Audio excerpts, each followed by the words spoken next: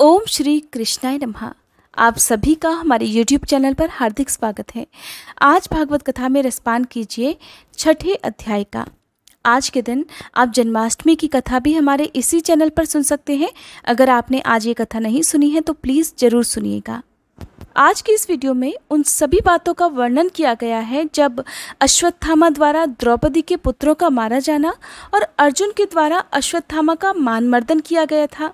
साथ ही गर्भ में राजा परीक्षित की रक्षा कैसे हुई, कुंती के द्वारा भगवान की स्तुति और फिर युधिष्ठिर का शोक कैसे दूर हुआ। महाभारत काल के युद्ध में युधिष्ठिर आदि का भीष्म पितामह के पास जाना और भगवान कृष्ण की स्तुति करते हुए भीष्म पितामह का प्राण त्याग करना किस प्रकार हुआ था, ये सारी बातें आज की इस वीडियो में आप सुनने वाले हैं। श्री शौनक जी ने पूछा, हे सूत जी, सर्वज्ञ एवं सर्वशक्तिमान व्यास भगवान ने नारद जी का अभिप्राय सुन लिया, फिर उनके चले जाने पर उन्होंने क्या किया? तब श्री सूत जी ने कहा, हे शौनक आदि ऋषियों, ब्रह्म नदी सरस्वती के पश्चिम तट पर शम्याप्रास नाम का एक आश्रम है। वहां ऋषियों के यज्ञ तो चलते ही रहते हैं। वहां व्यास जी का अपना आश्रम है और उसके चारों ओर बेर का सुंदर वन भी है। उसी आश्रम में बैठकर उन्होंने आचमन किया और अपने मन को एकाग्र किया। उन्होंने भक्ति योग के द्वारा अपने मन को पूर्णतया एकाग्र और निर्मल करके आदि पुरुष परमात्मा और उनके आश्रय से रहने वाली माया को देखा। इसी माया से मोहित होकर यह जीव तीन गुणों से अतीत होने पर भी स्वयं को त्रिगुणात्मक मान लेता है और इसी मान्यता के कारण होने वाले अनर्थों को भोगता भी है।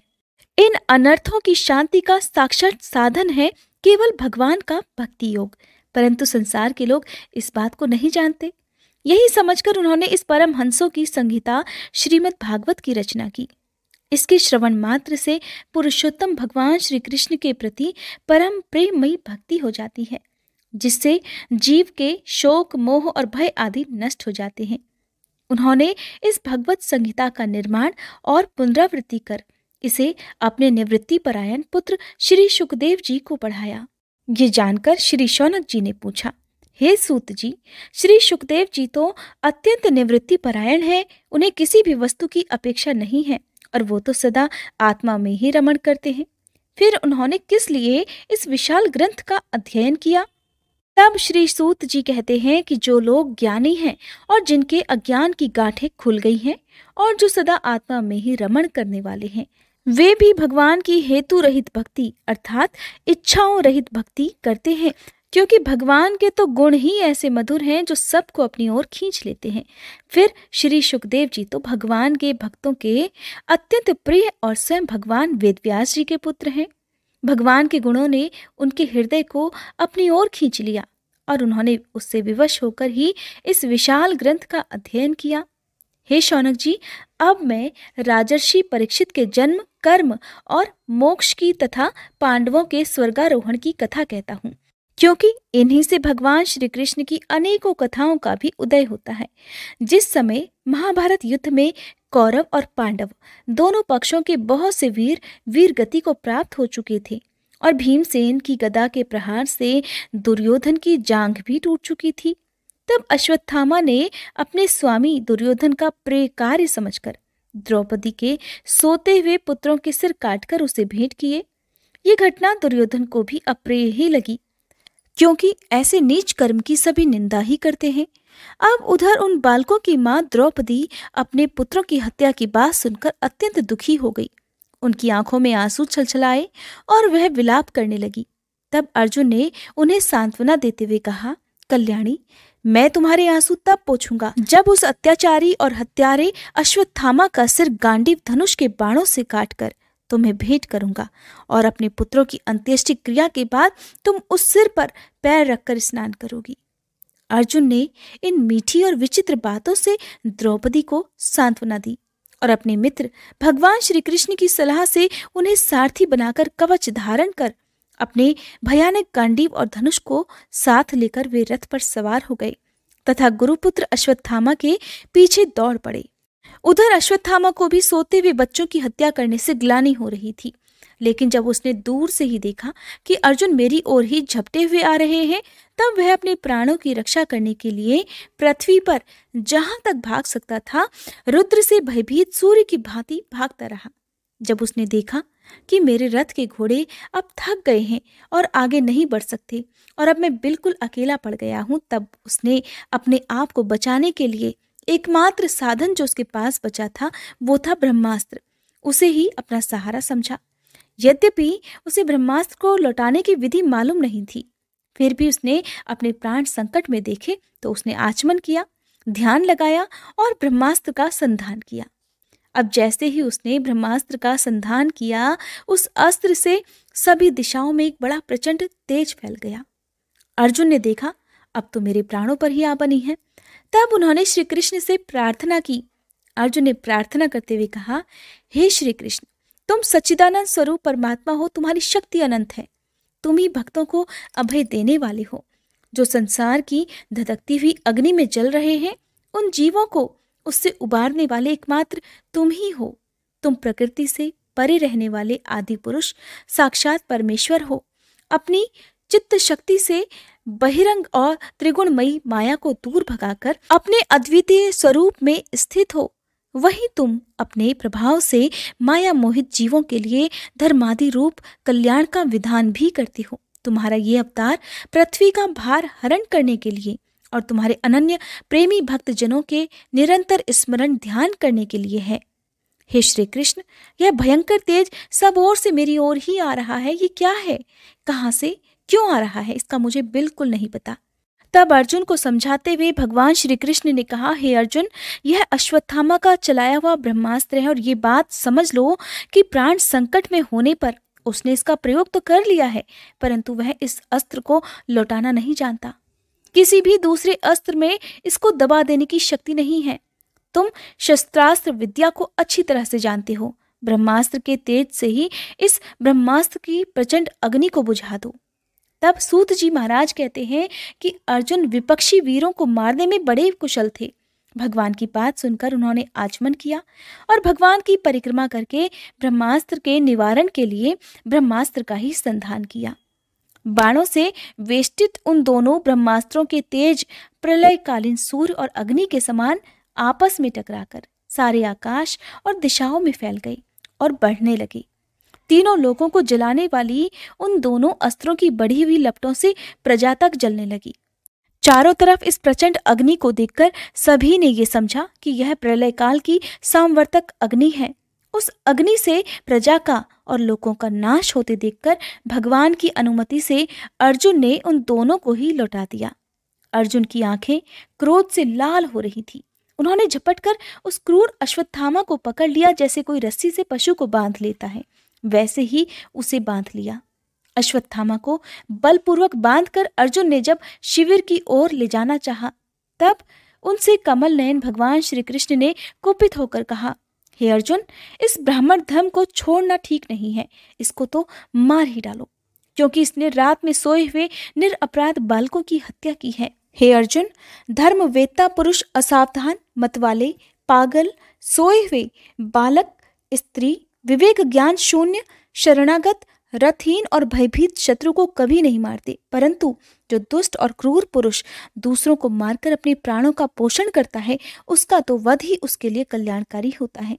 क्योंकि वैसी आदत को लेकर यदि वह जीता भी है और पाप भी करता है और उन पापों के कारण नरकगामी होता है, फिर मेरे सामने ही तुमने द्रौपदी से प्रतिज्ञा की थी, हे मानवती, जिसने तुम्हारे पुत्रों का वध किया है उसका सिर मैं काट कर लाऊंगा। इस पापी आतताई ने तुम्हारे पुत्रों का वध किया है और अपने स्वामी दुर्योधन को भी दुख पहुंचाया है, इसलिए हे अर्जुन, इसे मार ही डालो। भगवान श्री कृष्ण ने अर्जुन के धर्म की परीक्षा लेने के लिए इस प्रकार उसे प्रेरित किया, परंतु अर्जुन का हृदय महान था। किस लिए महान था, अब आप भी सुनिए। यद्यपि अश्वत्थामा ने उनके पुत्रों की हत्या कर दी थी, फिर भी अर्जुन के मन में गुरु पुत्र को मारने की इच्छा नहीं हुई, क्योंकि अश्वत्थामा अर्जुन का गुरु पुत्र था। इसके बाद अपने मित्र और सारथी श्री कृष्ण के साथ अर्जुन अपने युद्ध शिविर में पहुंचे। वहां उन्होंने अपने मृत पुत्रों के लिए शोक करती हुई द्रौपदी को अश्वत्थामा को सौंप दिया। द्रौपदी ने देखा कि अश्वत्थामा पशु की तरह बांध कर लाया गया है। निंदित कर्म करने के कारण उसका मुंह नीचे की ओर झुका हुआ है। अपना अनिष्ट करने वाले गुरुपुत्र अश्वत्थामा को इस प्रकार अपमानित देखकर द्रौपदी का कोमल मन करुणा से भर गया और उसने अश्वत्थामा को नमस्कार किया। गुरुपुत्र का इस प्रकार बांध कर लाया जाना द्रौपदी को बर्दाश्त नहीं हुआ। उसने कहा, हे अर्जुन, इन्हें छोड़ दो, इन्हें छोड़ ही दो। ये ब्राह्मण है, हम लोगों के अत्यंत पूजनीय है, जिनकी कृपा से आपने रहस्य के सारे धनुर्वेद और प्रयोग तथा उपसंहार के साथ संपूर्ण शास्त्रों का ज्ञान प्राप्त किया है। वे आपके आचार्य द्रोण ही पुत्र के रूप में अब आपके सामने खड़े हुए हैं और उनकी अर्धांगिनी कृपी अपने वीर पुत्र की ममता से ही अपने पति का अनुगमन तक नहीं कर सकी। वे अभी भी जीवित हैं। महाभाग्यवान आर्यपुत्र, आप तो बड़े धर्मज्ञ हैं।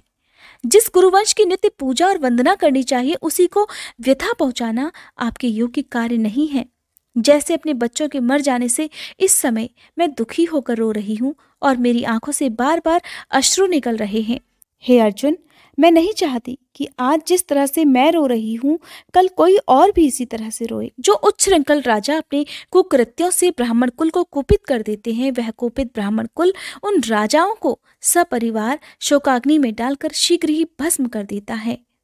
तब सूत जी ने कहा, हे शौनकादि ऋषियों, इस प्रकार द्रौपदी की बात धर्म और न्याय के अनुकूल थी।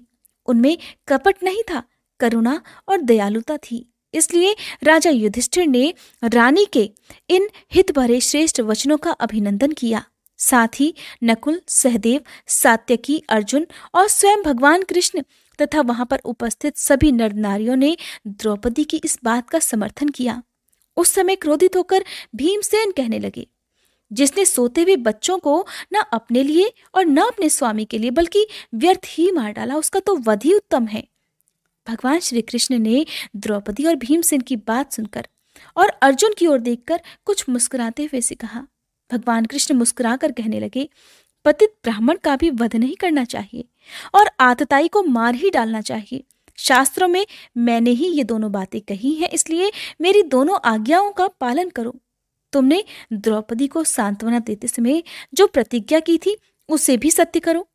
साथ ही भीमसेन, द्रौपदी और मुझे जो प्रिय हो वह भी करो। सूत जी महाराज कहते हैं, अर्जुन भगवान के हृदय की बात को तुरंत समझ गए और उन्होंने अपनी तलवार से अश्वत्थामा के सिर की मणि उसके बालों के साथ उतार ली। बालकों की हत्या करने से वह श्रीहीन तो पहले से ही हो गया था, अब मणि और ब्रह्मतेज से भी रहित हो गया। इसके बाद उन्होंने रस्सी का बंधन खोलकर अश्वत्थामा को शिविर से निकाल दिया। मूंढ देना, धन छीन लेना और स्थान से बाहर निकाल देना, ये एक प्रकार से ऐसे लोगों का वध है। उनके लिए इससे भिन्न शारीरिक वध का विधान भी नहीं है। पुत्रों की मृत्यु से द्रौपदी और पांडव सभी शोकाकुल हो रहे थे। अब उन्होंने अपने मरे हुए भाई बंधुओं की दाह आदि अंत्येष्टि क्रिया की। श्री सूत जी कहते हैं, इसके बाद पांडव श्री कृष्ण के साथ जलांजलि के इच्छुक मरे हुए स्वजनों का तर्पण करने के लिए स्त्रियों को आगे करके गंगा तट पर गए। फिर वहां पर उन सभी ने मृत बंधुओं को जलदान दिया और उनके गुणों का स्मरण करके बहुत विलाप किया। इसके पश्चात भगवान के चरण कमलों की धूलि से पवित्र गंगा जल में पुनः स्नान किया। वहां पर अपने भाइयों के साथ धर्मराज युधिष्ठिर, धृतराष्ट्र, पुत्र शोक से व्याकुल गांधारी, कुंती और द्रौपदी सब बैठकर मरे हुए स्वजनों के लिए शोक करने लगे।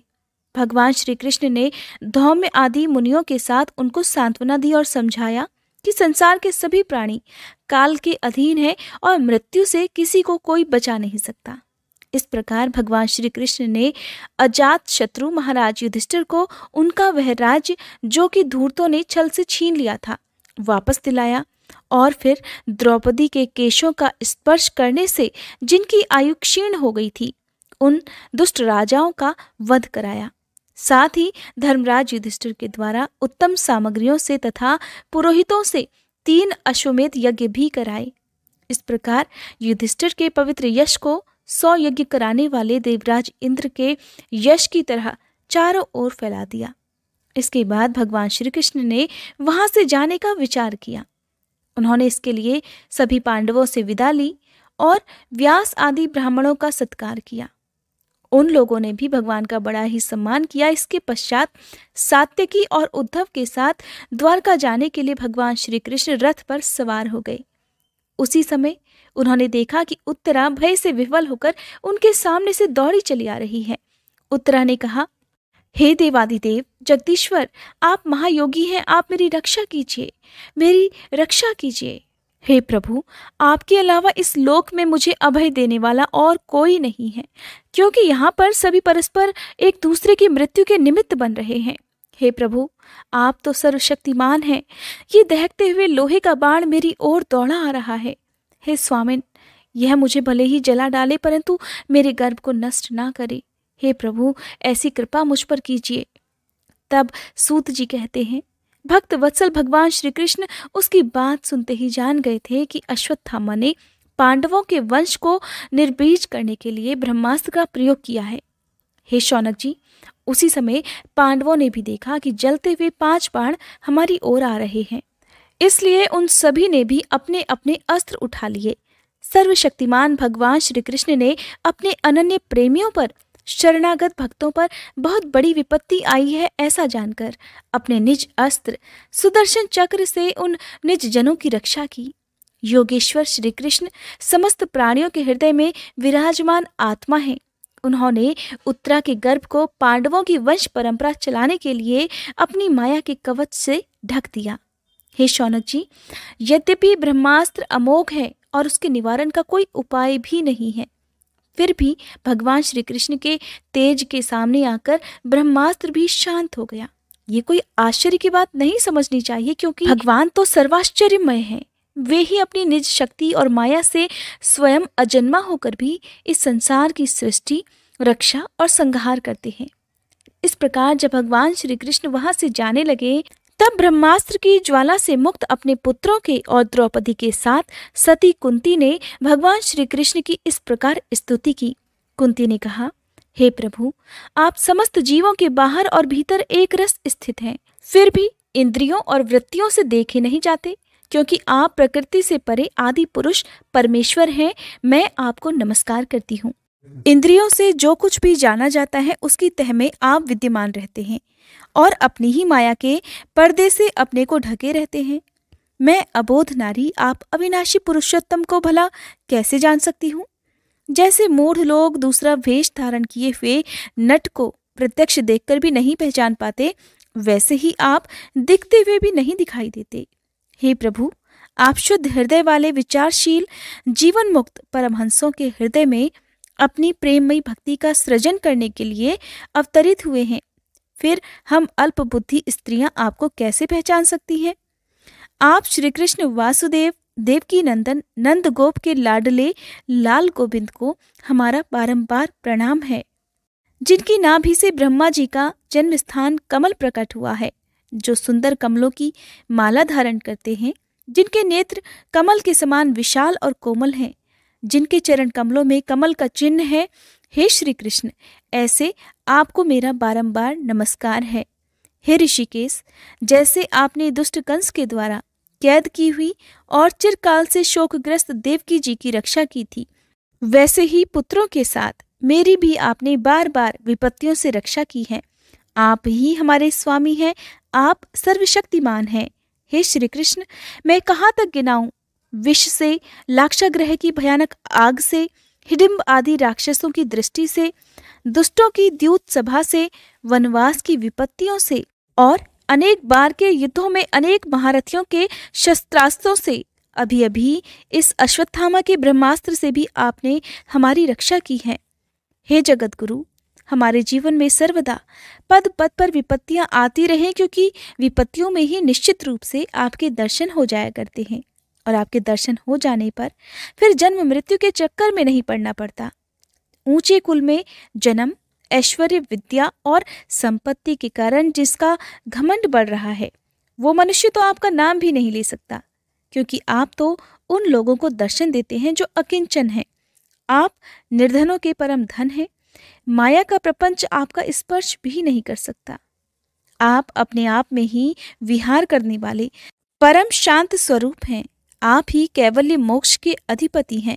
हे प्रभु, मैं आपको बारंबार नमस्कार करती हूँ। मैं आपको अनादि अनंत सर्वव्यापक सबके नियंता कालरूप परमेश्वर समझती हूँ। संसार के समस्त पदार्थ और प्राणी आपस में टकराकर विषमता के कारण परस्पर एक दूसरे के विरुद्ध हो रहे हैं, परंतु आप सब में समान रूप से विचर रहे हैं। हे भगवान, आप जब मनुष्यों की सी लीलाएं करते हैं तब आप क्या करना चाहते हैं ये कोई नहीं जानता। आपका न कभी कोई प्रिय है और न ही कोई अप्रिय। आपके संबंध में लोगों की बुद्धि ही विषम हुआ करती है। आप विश्व के आत्मा हैं, विश्व रूप हैं। न आप जन्म लेते हैं और न ही कर्म करते हैं, फिर भी पशु पक्षी मनुष्य ऋषि जलचर आदि में आप जन्म लेते हैं और उन योनियों के अनुरूप दिव्य कर्म भी करते हैं। हे प्रभु, ये आपकी लीला ही तो है। बचपन में जब आपने दूध की मटकी फोड़कर यशोदा मैया को खिजा दिया था और उन्होंने आपको बांधने के लिए हाथ में रस्सी ली थी, तब आपकी आंखों में आंसू छलक आए थे।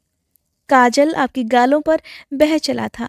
आपके नेत्र चंचल हो रहे थे और भय की भावना से आपने अपने मुंह को नीचे की ओर झुका लिया था। आपकी उस दशा का, लीला छवि का ध्यान करके मैं मोहित हो जाती हूँ। भला जिससे भय भी भय मानता हो, उसकी ये दशा।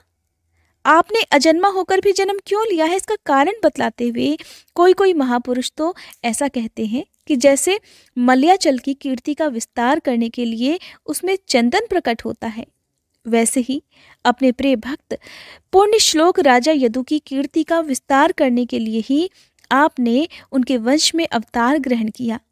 कुछ लोग तो ऐसा भी कहते हैं कि वसुदेव और देवकी जी ने अपने पूर्व जन्म में आपसे यही वरदान प्राप्त किया था, इसीलिए आप अजन्मा होते हुए भी जगत के कल्याण और दैत्यों के नाश के लिए उनके पुत्र बने हैं। कुछ लोग तो ऐसा भी कहते हैं कि यह पृथ्वी दैत्यों के अत्यंत भार से समुद्र में डूबते हुए जहाज की तरह डगमगा रही थी, पीड़ित हो रही थी। तब ब्रह्मा जी की प्रार्थना से उसका भार उतारने के लिए ही आप अवतरित हुए थे। कोई महापुरुष तो ऐसा भी कहते हैं कि जो लोग इस संसार में अज्ञान, कामना और कर्मों के बंधन में जकड़े हुए पीड़ित हो रहे हैं, उन लोगों के लिए श्रवण और स्मरण करने योग्य लीला करने के विचार से ही आपने अवतार ग्रहण किया है। हे प्रभु, भक्तजन बार बार आपके चरित्र का श्रवण, गान, कीर्तन और स्मरण करके आनंदित होते रहते हैं। वे ही अविलंब आपके उस चरण कमल का दर्शन कर पाते हैं जो जन्म मृत्यु के प्रवाह को सदा सदा के लिए रोक देता है। हे श्री कृष्ण, क्या अब आप अपने आश्रित और संबंधी हम लोगों को छोड़कर जाना चाहते हैं? आप जानते हैं कि आपके चरण कमलों के अतिरिक्त हमें और किसी का सहारा नहीं। पृथ्वी के राजाओं के तो हम यों ही विरोधी हो गए हैं। जैसे जीव के बिना इंद्रियां शक्तिहीन हो जाती है, वैसे ही आपके दर्शन के बिना यदुवंशियों के और हमारे पुत्र पांडवों के नाम तथा रूप का अस्तित्व ही क्या रह जाएगा। हे प्रभु, आपकी दृष्टि के प्रभाव से ही यह देश पकी हुई फसल और लता वृक्षों आदि से समृद्ध हो रहा है। ये वन, ये पर्वत, नदियां, समुद्र भी आपकी दृष्टि से ही वृद्धि को प्राप्त हो रहे हैं। आप इस विश्व के स्वामी हैं, विश्व के आत्मा हैं और विश्व स्वरूप भी हैं। यदुवंशियों और पांडवों में मेरी बड़ी ममता हो गई है। हे प्रभु, आप कृपा करके स्वजनों के साथ जोड़े हुए इस स्नेह की दृढ़ फांस को काट दीजिए। हे श्री कृष्ण, जैसे गंग की अखंड धारा समुद्र में गिरती रहती है, वैसे ही मेरी बुद्धि किसी दूसरी ओर न जाकर आपसे ही निरंतर प्रेम करती रहे। हे श्री कृष्ण, हे अर्जुन के प्यारे सखा यदुवंश शिरोमणि, आप पृथ्वी के भार रूप राजवेशधारी दैत्यों को जलाने के लिए अग्नि स्वरूप हैं। आपकी शक्ति अनंत है, अपार है। हे गोविंद, आपका ये अवतार गौ, ब्राह्मण और देवताओं का दुख मिटाने के लिए ही तो हुआ है। हे योगेश्वर, चराचर के गुरु भगवान, मैं आपको नमस्कार करती हूँ। सूत जी महाराज कहते हैं कि इस प्रकार कुंती ने बड़े मधुर शब्दों में भगवान की अधिकांश लीलाओं का वर्णन किया और ये सब सुनकर भगवान श्री कृष्ण अपनी माया से उसे मोहित करते हुए मंद मंद से मुस्कुराने लगे। उन्होंने कुंती से कह दिया कि अच्छा ठीक है, और रथ के स्थान से वे हस्तिनापुर लौट आए। वहां कुंती और सुभद्रा आदि देवियों से विदा लेकर जब वे जाने लगे, तब राजा युधिष्ठिर ने बड़े प्रेम पूर्वक उन्हें रोक लिया राजा युधिष्ठिर को अपने भाई बंधुओं के मारे जाने का बड़ा शौक हो रहा था। भगवान की लीला का मर्म जानने वाले व्यास आदि महर्षियों ने और स्वयं अद्भुत चरित्र करने वाले भगवान श्री कृष्ण ने भी अनेकों इतिहास कहकर उन्हें सांत्वना देने की, उन्हें समझाने की बहुत चेष्टा की, परंतु उन्हें सांत्वना नहीं मिली। उनका शोक भी कम नहीं हुआ। हे शौनक आदि ऋषियों, धर्मराज युधिष्ठिर को अपने स्वजनों के वध से बड़ी चिंता हुई। वे व्याकुल मन से स्नेह और मोह के वश में होकर कहने लगे, भला उस दुरात्मा हृदय में वृद्ध मूल हुए इस अज्ञान को तो देखो। मैंने सियार कुत्तों के आहार इस अनात्मा शरीर के लिए अनेक अक्षौहिणी सेना का नाश कर डाला। मैंने बालक ब्राह्मण संबंधी मित्र चाचा ताऊ भाई बंधु और गुरुजनों से द्रोह किया है। करोड़ों वर्षों में भी नरक से मेरा अब छुटकारा नहीं हो सकता। यद्यपि शास्त्र का वचन है कि राजा यदि प्रजा का पालन करने के लिए धर्म युद्ध में शत्रु को मारे तो उसे पाप नहीं लगता, फिर भी मुझे इससे बिल्कुल संतोष नहीं होता। स्त्रियों के पति और भाई बंधुओं के मारने से उनका मेरे द्वारा यहाँ जो अपराध हुआ है उसका मैं गृहस्थोचित यज्ञ यज्ञादि के द्वारा मार्जन करने तक में समर्थ नहीं हूँ। मैं अपने अपराधों का कैसे प्रायश्चित करूं? जैसे कीचड़ से गंदला जल स्वच्छ नहीं किया जा सकता, जैसे मदिरा से मदिरा की अपवित्रता नहीं मिटाई जा सकती, वैसे ही बहुत से हिंसा बहुल यज्ञों के द्वारा भी एक भी प्राणी की हत्या का प्रायश्चित नहीं किया जा सकता। आपने मेरे चैनल पर भी एकादशी व्रत की बहुत सी कथाएं सुनी होंगी और एकादशी की कथा धर्मराज युधिष्ठिर को स्वयं भगवान कृष्ण ने सुनाई थी। एकादशी का महात्म्य बताते हुए या कथा सुनाते हुए भगवान कृष्ण युधिष्ठिर को सांत्वना देने का प्रयास करते हैं। एकादशी का व्रत अपने पूर्व जन्म के या वर्तमान के पापों का नाश करने के लिए रखा जाता है। साथ ही अपने पितरों की शांति और उनकी मोक्ष कामना से एकादशी का व्रत रखकर व्रत की कथा सुनी जाती है। इसीलिए समय समय पर भगवान श्री कृष्ण धर्मराज युधिष्ठिर को एकादशी व्रत का महात्म्य सुनाते रहते हैं। सूत जी कहते हैं कि हे ऋषियों, इस प्रकार राजा युधिष्ठिर प्रजाद्रोह से भयभीत हो गए। फिर सब धर्मों का ज्ञान प्राप्त करने की इच्छा से उन्होंने कुरुक्षेत्र की यात्रा की, जहाँ पर भीष्म पितामह शरशैया पर पड़े हुए थे, क्योंकि भीष्म पितामह को इच्छा मृत्यु का वरदान प्राप्त था। तब हे शौनक आदि ऋषियों, उस समय उन सभी भाइयों ने स्वर्ण जटित रथों पर, जिनमें अच्छे अच्छे घोड़े जुते हुए थे, सवार होकर अपने भाई युधिष्ठिर का अनुगमन किया। उनके साथ व्यास, धौम्य आदि ब्राह्मण भी थे। हे शौनक जी, अर्जुन के साथ भगवान श्री कृष्ण भी रथ पर चढ़कर चले। उन सभी भाइयों के साथ धर्मराज युधिष्ठिर की ऐसी शोभा हुई मानो यक्षों से घिरे हुए स्वयं कुबेर ही जा रहे हों। अपने अनुचरों और भगवान श्री कृष्ण के साथ वहां जाकर पांडवों ने देखा कि भीष्म पितामह स्वर्ग से गिरे हुए देवता के समान पृथ्वी पर पड़े हुए हैं। उन लोगों ने उन्हें प्रणाम किया। हे शौनक जी, उसी समय भरतवंशियों के गौरव स्वरूप भीष्म पितामह को देखने के लिए सभी ब्रह्मर्षि, देवर्षि और राजर्षि वहां आए। पर्वत, नारद, धौम्य, भगवान व्यास, ब्रह्मदक्ष, भरद्वाज शिष्यों के साथ परशुराम जी, वशिष्ठ, इंद्रप्रमद, असित, कक्षीवान, गौतम, अत्रि, विश्वामित्र, सुदर्शन तथा और भी सुखदेव आदि शुद्ध हृदय महात्मा गण और शिष्यों के सहित कश्यप, अंगिरा पुत्र बृहस्पति आदि मुनिगण भी वहां पधारे। भीष्म पितामह धर्म को और देश काल के विभाग को कहाँ किस समय क्या करना चाहिए इस बात को भली भांति जानते थे। वे महान विद्वान भी थे। उन्होंने उन बड़भागी ऋषियों को सम्मिलित हुआ देखकर उनका यथा योग्य सत्कार किया। वे भगवान श्री कृष्ण का प्रभाव भी जानते थे, इसलिए उन्होंने अपनी लीला से मनुष्य का वेश धारण करके वहां बैठे हुए तथा जगदीश्वर के रूप में हृदय में विराजमान भगवान कृष्ण की बाहर और भीतर दोनों जगह पूजा की। अब पांडव बड़े विनय और प्रेम के साथ भीष्म पितामह के पास जाकर बैठ गए। उन्हें देखकर भीष्म पितामह की आंखें प्रेम के आंसुओं से भर गईं। उन्होंने बड़े प्रेम पूर्वक पांडवों से कहा, हे धर्मपुत्रों, हाय हाय, ये बड़े कष्ट और अन्याय की बात है कि तुम लोगों को ब्राह्मण धर्म और भगवान के आश्रित रहने पर भी इतने कष्ट के साथ जीना पड़ा जिसके तुम कदापि योग्य नहीं थे। अतिरथी पांडु की मृत्यु के समय तुम्हारी अवस्था बहुत छोटी थी। उन दिनों तुम लोगों के लिए कुंती रानी को और उनके साथ साथ तुम्हें भी बहुत बार बहुत से कष्ट झेलने पड़े। जिस प्रकार बादल वायु के वश में रहते हैं, वैसे ही लोकपालों के सहित सारा संसार काल भगवान के अधीन है। मैं समझता हूँ कि तुम लोगों के जीवन में ये जो अप्रिय घटनाएं घटित हुई हैं, वे सब भी उन्हीं की लीला है।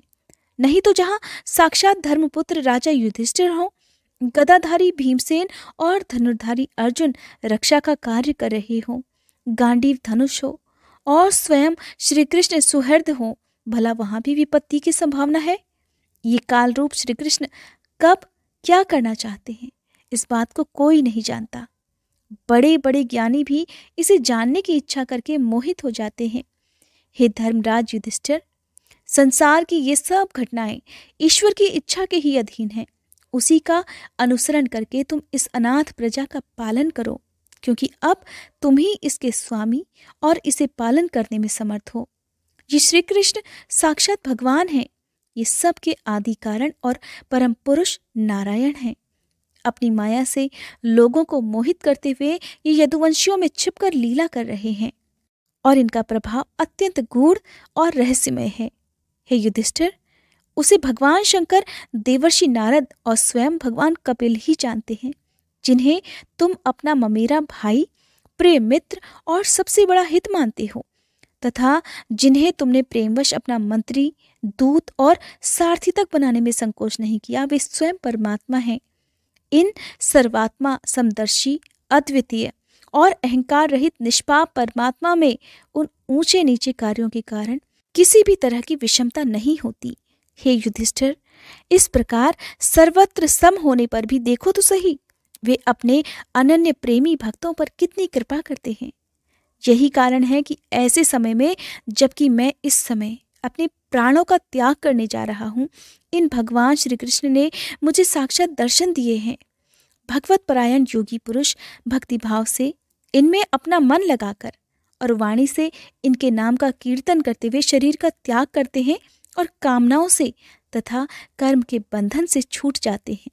वे ही देवदेव भगवान अपने प्रसन्न हास्य और रक्त कमल के समान अरुण नेत्रों से उल्लसित मुख वाले चतुर्भुज रूप से, जिसका लोगों को केवल ध्यान में ही दर्शन हो पाता है, तब तक यही स्थित रहकर प्रतीक्षा करनी चाहिए जब तक मैं इस शरीर का त्याग न कर दूं। सूत जी कहते हैं, युधिष्ठिर ने उनकी ये बात सुनकर शरशैया पर सोए हुए भीष्म पितामह से बहुत से ऋषियों के सामने ही नाना प्रकार के धर्मों के संबंध में अनेकों रहस्य पूछे। तब तत्ववेत्ता भीष्म पितामह ने वर्ण और आश्रम के अनुसार पुरुष के स्वाभाविक धर्म और वैराग्य तथा राग के कारण विभिन्न रूप से बतलाए हुए निवृत्ति और प्रवृत्ति रूप द्विध धर्म, दान धर्म, राजधर्म, मोक्ष धर्म, स्त्री धर्म और भगवत धर्म, इन सब का अलग अलग संक्षेप और विस्तार पूर्वक वर्णन किया। भीष्म पितामह इस प्रकार धर्म का प्रवचन कर ही रहे थे कि वह उत्तरायण का समय आ पहुंचा, जिसे मृत्यु को अपने अधीन रखने वाले भगवत परायण योगी लोग चाहा करते हैं। कहते हैं, अगर सूर्य उत्तरायण में हो और तब मृत्यु हो तो बार बार जीवन मरण के बंधन में नहीं बंधना पड़ता।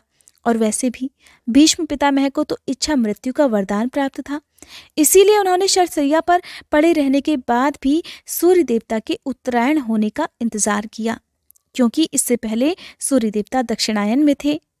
उस समय हजारों रथियों के नेता भीष्म पितामह ने अपनी वाणी पर संयम रखते हुए मन को सब ओर से हटाकर अपने सामने स्थित आदि पुरुष भगवान श्री कृष्ण में लगा दिया। भगवान श्री कृष्ण के सुंदर चतुर्भुज विग्रह पर उस समय पीतांबर फहरा रहा था। पितामह को शस्त्रों की चोट से जो पीड़ा हो रही थी, वो तो भगवान के दर्शन मात्र से तुरंत ही दूर हो गई थी, तथा भगवान की विशुद्ध धारणा से उनके जो कुछ भी अशुभ शेष थे वो सभी नष्ट हो चुके थे।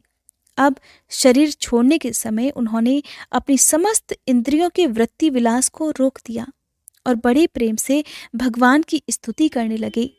भीष्म पितामह कहने लगे, अब मृत्यु के समय मैं अपनी यह बुद्धि जो अनेक प्रकार के साधनों का अनुष्ठान करने से अत्यंत शुद्ध और कामना रहित हो गई है, यदुवंश शिरोमणि अनंत भगवान श्री कृष्ण के चरणों में समर्पित करता हूँ, जो सदा सर्वदा अपने आनंदमय स्वरूप में स्थित रहते हुए भी कभी विहार करने की, लीला करने की इच्छा से प्रकृति को स्वीकार कर लेते हैं, जिससे यह सृष्टि परंपरा चलती है, जिनका शरीर त्रिभुवन सुंदर और श्याम तमाल के समान सांवला है, जिस पर सूर्य रश्मियों के समान श्रेष्ठ पीतांबर लहराता रहता है और कमल सदृश मुख पर घुंघराली अलके लटकती रहती हैं।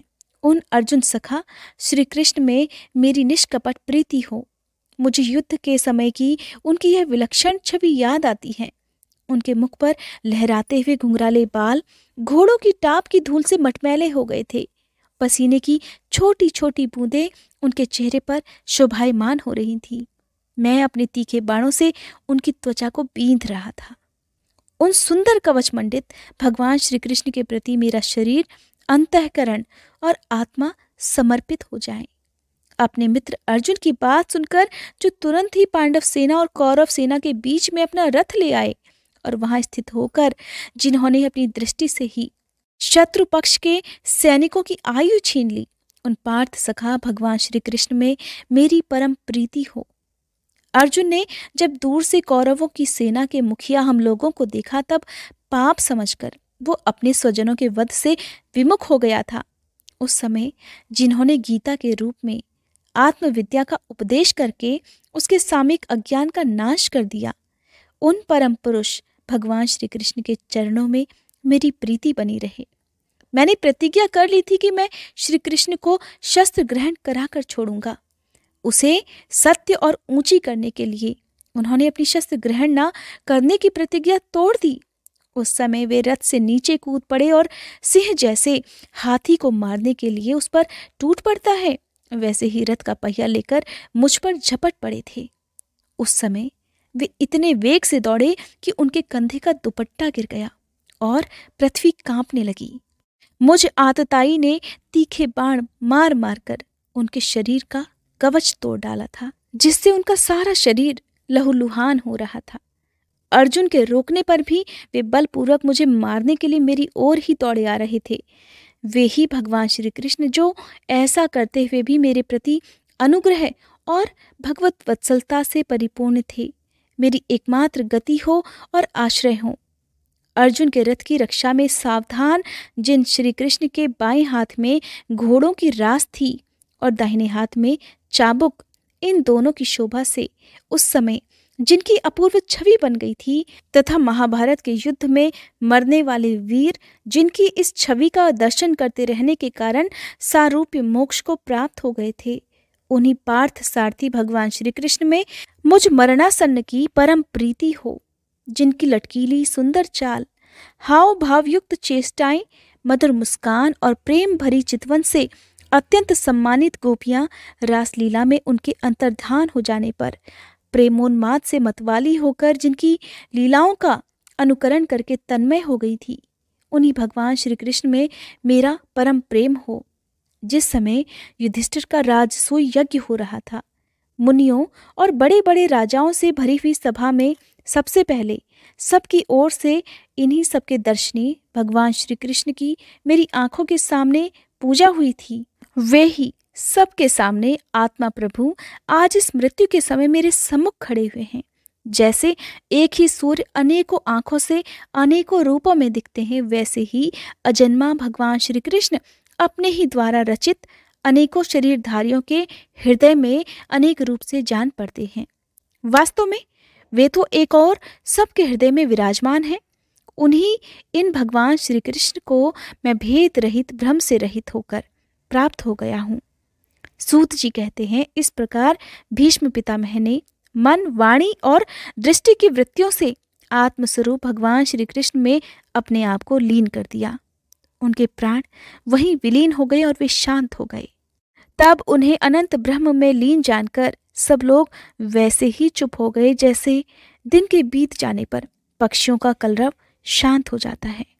उस समय देवता और मनुष्य नगाड़े बजाने लगे, साधु स्वभाव के राजा उनकी प्रशंसा करने लगे और आकाश से पुष्प की वर्षा होने लगी। हे शौनक जी, युधिष्ठिर ने उनके मृत शरीर की अंत्येष्टि क्रिया कराई और कुछ समय के लिए वे शोक मग्न हो गए। उस समय मुनियों ने बड़े आनंद से भगवान श्री कृष्ण की उनके रहस्यमय नाम ले लेकर स्तुति की। इसके बाद अपने हृदय को श्री कृष्णमय बनाकर वे अपने अपने आश्रमों को लौट गए।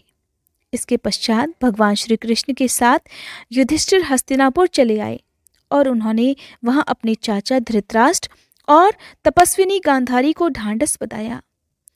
फिर धृतराष्ट्र की आज्ञा और भगवान श्री कृष्ण की अनुमति से समर्थ राजा युधिष्ठिर अपने वंश परंपरागत साम्राज्य का धर्मपूर्वक शासन करने लगे। हरे कृष्णा। आज का अध्याय समाप्त हुआ। उम्मीद करती हूँ ये वीडियो भी आपको पसंद आई होगी। अगर आपको ये कथाएं अच्छी लगती हों तो प्लीज़ वीडियो को लाइक करके हमें कमेंट करके भी आप बताया करें। साथ ही अगर आपने अभी तक ये चैनल सब्सक्राइब नहीं किया है तो सब्सक्राइब करने के साथ ही बेल आइकन प्रेस करना मत भूलिएगा, ताकि हर दिन अपलोड होने वाली ये कथाएं आपको समय से मिल सकें।